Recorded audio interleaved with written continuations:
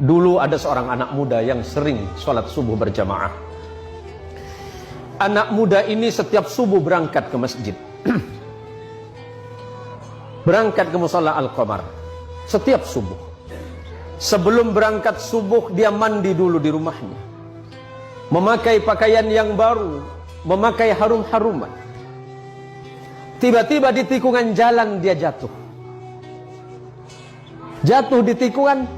Apakah dia tidak melanjutkan perjalanan? Dia pulang ke rumahnya, mandi lagi, pakai baju baru lagi, memakai harum-haruman lagi, berangkat lagi ke masjid. Untuk kedua kalinya anak muda ini terjatuh di tempat yang sama. Apakah anak muda ini putus asa? Tidak. Anak muda ini balik lagi ke rumahnya. Dia berganti pakaian baru, mandi, berpakaian baru, dan pakai harum-haruman lagi. Dan ketiga kalinya dia berada di tikungan jalan di tempat dia jatuh semula, dari pertama dan kedua kali, tiba-tiba ada orang tua yang sedang memegang lampu. Orang tua ini bertanya kepada anak muda ini, "Wahai anak muda, kamu mau kemana?" "Saya mau ke masjid, Pak. Saya mau sholat subuh." "Iya, dari tadi saya melihatmu dari jauh, engkau jatuh. Tapi setelah itu engkau pulang lagi, kemudian kembali lagi, jatuh lagi, dan kemudian engkau pulang lagi untuk yang ketiga kalinya. Jadi bagaimana, Pak? Takutnya kamu jatuh, saya antarkan kamu ke masjid." Diantarkan oleh orang tua ini pakai lampu tadi. Sesampainya di depan masjid, sesampainya di depan musala Al-Qamar, anggap Al-Qamar. Sesampai di depan musala, orang ini bertanya, "Anak muda, apakah kamu masih mau sholat?" "Iya, Pak." "Apakah Bapak mau sholat dengan saya?" "Tidak." "Kenapa Bapak nggak mau sholat, cuma mengantarkan saya?" "Iya, karena memang tugas saya hanya ingin mengantarkanmu ke masjid ini." "Bapak kenapa nggak mau sholat?"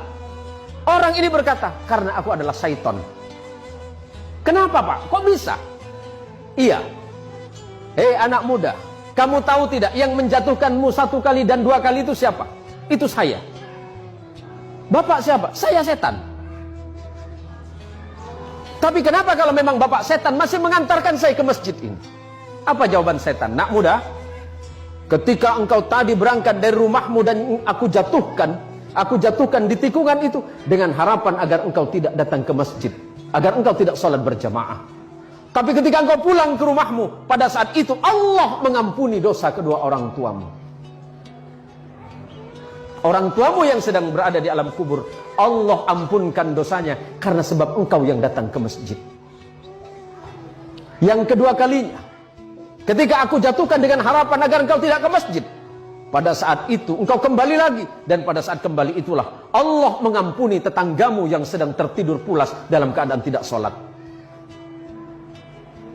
Tapi kenapa Bapak seton? Anggap Bapak seton. Ada namanya mirip, Pak? "Ya kenapa Bapak mengantarkan saya ke masjid?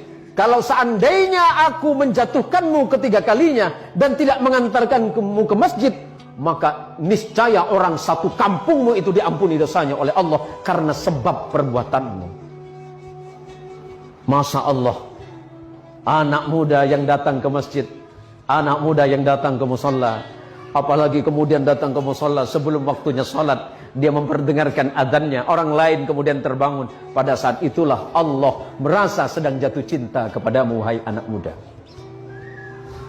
Kalau Allah sedang jatuh cinta kepadamu, anak muda, apapun yang kau minta, Allah merasa malu jika tidak mengabulkannya.